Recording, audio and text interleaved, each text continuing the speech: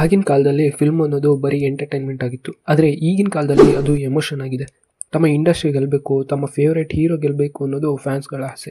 ಇವತ್ತಿನ ವಿಡಿಯೋದಲ್ಲಿ ದೊಡ್ಡ ಹೈಪ್ ಜೊತೆ ಬಂದು ಆಡಿಯನ್ಸ್ಗಳ ಎಕ್ಸ್ಪೆಕ್ಟೇಷನ್ ರೀಚ್ ಮಾಡದೇ ಇರೋ ಸಿನಿಮಾಗಳನ್ನು ನೋಡ್ತಾ ಹೋಗೋಣ. ಅದಕ್ಕೂ ಮುಂಚೆ ನನ್ನ ಚಾನಲನ್ನು ಎಲ್ಲರೂ ನೋಡ್ತಾ ಇದ್ದಾರೆ, ಹಾಗೆ ಕಂಟೆಂಟನ್ನು ಕೂಡ ಇಷ್ಟಪಡ್ತಾ ಇದ್ದಾರೆ. ಆದರೆ ಸಬ್ಸ್ಕ್ರೈಬ್ ಅನ್ನು ಮಾಡ್ತಾ ಇಲ್ಲ. ನೀವು ಕೂಡ ಸಬ್ಸ್ಕ್ರೈಬ್ ಮಾಡಿಲ್ಲ ಅಂದರೆ ಸಬ್ಸ್ಕ್ರೈಬ್ ಮಾಡ್ಕೊಳ್ಳಿ.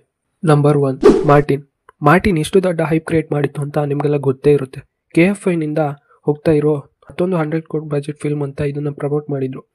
ಹಾಗೆ ಇದನ್ನು ಥಿಯೇಟ್ರಿಗೆ ತರೋಕ್ಕೆ ಹೆಚ್ಚು ಕಮ್ಮಿ 2 ವರ್ಷಕ್ಕಿಂತ ಜಾಸ್ತಿನೇ ಟೈಮ್ ತಗೊಂಡ್ರು. ಆದರೆ ಸಿನಿಮಾದ ಕ್ವಾಲಿಟಿ ಮಾತ್ರ ಚೆನ್ನಾಗಿರಲಿಲ್ಲ. ಇದರ ಸ್ಟೋರಿ ಲೈನ್ ಚೆನ್ನಾಗಿತ್ತು, ಆದರೆ ಅದನ್ನು ಎಕ್ಸಿಕ್ಯೂಟ್ ಮಾಡಿರೋ ರೀತಿ ಸರಿಯಾಗಿರಲಿಲ್ಲ. ಇದರ ಸ್ಕ್ರೀನ್ ಪ್ಲೇ ವೀಕ್ ಆಗಿತ್ತು, VFX ಕೂಡ ಕಳಪೆಯಾಗಿ ಕಾಣ್ತಾ ಇತ್ತು. ಇದು ಆಡಿಯನ್ಸ್ ಎಕ್ಸ್ಪೆಕ್ಟೇಷನ್ ರೀಚ್ ಮಾಡದೇ ಇರೋದ್ರಿಂದ ಬಾಕ್ಸ್ ಆಫೀಸ್ನಲ್ಲಿ ಫ್ಲಾಪ್ ಆಗಿ. ನಂಬರ್ 2, ಕಬ್ಜಾ. ಇದು KGF ನಂತರ ಕನ್ನಡ ಇಂಡಸ್ಟ್ರಿಯಿಂದ ಹೋಗ್ತಾ ಇರೋ ಮತ್ತೊಂದು 100 crore ಫಿಲ್ಮ್ ಆಗಿತ್ತು. ಇದು ಭಾರಿ ಹೈಪ್ ಜೊತೆ ರಿಲೀಸ್ ಆಗಿತ್ತು. ಇದರಲ್ಲಿ ಉಪೇಂದ್ರ, ಸುದೀಪ್ ಹಾಗೂ ಶಿವಣ್ಣ ಅವರು ಅಂತ ಒಬ್ಬರಲ್ಲ 3 ಜನ ಸ್ಟಾರ್ಗಳಿದ್ರು. ಏನೇ ಇದ್ರು ಇದರಲ್ಲಿ ಸ್ಟೋರಿನೇ ಇರಲಿಲ್ಲ. ಫಸ್ಟ್ ಹಾಫ್ ಅಲ್ಲಿ ಒಂದು ಕತೆ ಇದ್ರು, ಅದು ಹಳೆ ಸ್ಟೈಲ್ ಆಗಿತ್ತು. ಸೆಕೆಂಡ್ ಹಾಫ್ನಲ್ಲಿ ಬ್ಲ್ಯಾಕ್ ಥೀಮ್, ರಕ್ತ ಬಿಟ್ಟರೆ ಏನೂ ಇರಲಿಲ್ಲ. ಹಾಗೆ ಇದರ ಕ್ಲೈಮ್ಯಾಕ್ಸ್ ಅದಕ್ಕೆ ಅರ್ಥನೇ ಇರಲಿಲ್ಲ. ಈ ಎಲ್ಲ ಕಾರಣಗಳಿಂದ ಇದು ಫ್ಲಾಪ್ ಪಟ್ಟಿಗೆ ಸೇರಿತ್ತು.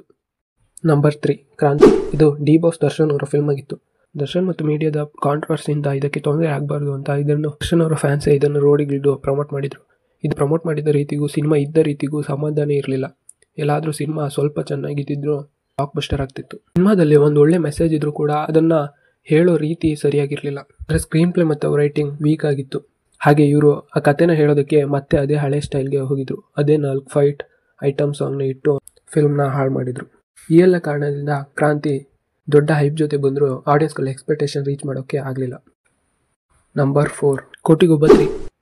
ಕೋಟಿಗೊಬ್ಬ 3ಗೆ ತುಂಬ ಹೈಪ್ ಇದ್ದಿದ್ದಂತೂ ನಿಜ. ಯಾಕಂದರೆ ಕೋಟಿಗೊಬ್ಬ 2 ತುಂಬ ಚೆನ್ನಾಗಿತ್ತು. ಈಗಲೂ ಕೂಡ ಅದು ಫ್ರೆಶ್ ಐಡಿಯಾ ಅಂತ ಅನಿಸುತ್ತೆ. ಕೋಟಿಗೊಬ್ಬ 2ನ ಸೀಕ್ವೆಲ್ ಕೋಟಿಗೊಬ್ಬ 3 ಆದರೂ ಕೋಟಿಗೊಬ್ಬ 2ಗೆ ಮತ್ತು ಕೋಟಿಗೊಬ್ಬ 3ಗೆ ಇರುವ ಕೆಲವು ಲಿಂಕ್ಗಳನ್ನೇ ಅವ್ರು ಕಟ್ ಮಾಡಿದರು. ಕೋಟಿಗೊಬ್ಬ 2ನ ಹೀರೋಯಿನ್ಗೆ ಏನಾಯಿತು ಅಂತ ಕೋಟಿಗೊಬ್ಬ 3ಯಲ್ಲಿ ಹೇಳಲೇ ಇಲ್ಲ. ಹಾಗೆ ಇದರ ಸ್ಟೋರಿ ಲೈನ್ ಮತ್ತು ಸ್ಕ್ರೀನ್ ಪ್ಲೇ ತುಂಬ ವೀಕ್ ಇತ್ತು. ಹಾಗೆ ಇದರ VFX ಕೂಡ ತುಂಬ ವೀಕ್ ಇತ್ತು. ಪಾರ್ಟ್ 2 ಮತ್ತು ಪಾರ್ಟ್ 3ನ ಲಿಂಕ್ ಮಾಡೋದ್ರಲ್ಲಿ ಲಾಜಿಕ್ ಮಿಸ್ ಆಗಿದ್ರಿಂದ ಇದು ತುಂಬ ಇರಿಟೇಟನ್ನು ಆಡಿಯನ್ಸ್ಗೆ ಮಾಡ್ತು. ಆದ್ದರಿಂದ ಇದು ಫ್ಲಾಪ್ ಆಗದೆ ಇದ್ರು KFIನಲ್ಲಿ ಆವರೇಜ್ ಆಗಿ ಉಳ್ಕೋತು. ನಂಬರ್ 5, ಆದಿಪುರುಷ್. ಇದು ಪ್ರಭಾಸ್ ಅವರ ಫಿಲ್ಮ್ ಆಗಿತ್ತು. ಹಾಗೆ ರಾಮಾಯಣದ ಸ್ಟೋರಿನೂ ಆಗಿತ್ತು. ಇದರ ಬಜೆಟ್ 600 ಕೋಟಿ ಅಂತ ಹೇಳ್ತಿದ್ರು. ಇದರ ಬಜೆಟ್ ಕೇಳಿಯೇ ಎಲ್ಲರಿಗೂ ಒಂದು ಇಂಟ್ರೆಸ್ಟ್ ಹುಟ್ಟಿತ್ತು. ಹಾಗೆ ಇದು ಪ್ರಭಾಸ್ ಫಿಲ್ಮ್ ಆಗಿದ್ರಿಂದ ಹೈಪ್ ಕ್ರಿಯೇಟ್ ಆಗಿತ್ತು. ಇದರ ಬಜೆಟ್ ಎಷ್ಟೇ ಕೋಟಿ ಇದ್ರೂ ಇದರ VFX ತುಂಬ ವೀಕ್ ಆಗಿತ್ತು. ಹಾಗೆ ರಾಮಾಯಣದ ಸ್ಟೋರಿನ ಈ ಕಾಲಕ್ಕೆ ತಕ್ಕಾಗೆ ಮಾಡರ್ನ್ ಆಗಿ ಹೇಳೋಕೆ ಹೋಗಿ ತುಂಬ ಮಿಸ್ಟೇಕನ್ನು ಮಾಡಿ ಕಾಂಟ್ರವರ್ಸಿಗಳನ್ನು ಮಾಡಿಕೊಂಡ್ರು. ನಿಜ ಹೇಳ್ಬೇಕಂದ್ರೆ ರಾಮಾಯಣಕ್ಕೂ ಮತ್ತು ಇದಕ್ಕೂ ಸಂಬಂಧನೇ ಇರಲಿಲ್ಲ. ಆದ್ದರಿಂದ ಇದು ಎಷ್ಟೇ ಹೈಪ್ ಜೊತೆ ಬಂದರೂ ಬಾಕ್ಸ್ ಆಫೀಸಲ್ಲಿ ಫ್ಲಾಪ್ ಆಗೋಯ್ತು. ಇವತ್ತಿಗೆ ಇಷ್ಟೇ. ಈ ಕಂಟೆಂಟ್ ನಿಮಗೆ ಇಷ್ಟ ಆಗಿದ್ದರೆ ಈ ಚಾನಲ್ನ ಸಬ್ಸ್ಕ್ರೈಬ್ ಮಾಡಿ. ಹಾಗೆ ನಿಮ್ಮ ಅನಿಸಿಕೆಯನ್ನು ಕೆಳಗಡೆ ಕಮೆಂಟ್ ಮಾಡಿ. ಅಲ್ಲಲ್ಲಲ್ಲಲ್ಲ ಟ್ಯಾಂಕ್ ಚಿನ್ನ. ಈ ಪ್ರೀತಿ, ಪ್ರೋತ್ಸಾಹ, ಬೆಂಬಲ ಹಿಂಗೆ ಇರಲಿ ಚಿನ್ನ. ನಾ ಸಾಯೋವರೆಗೂ ಬರೆಯಲ್ಲ ಚಿನ್ನ.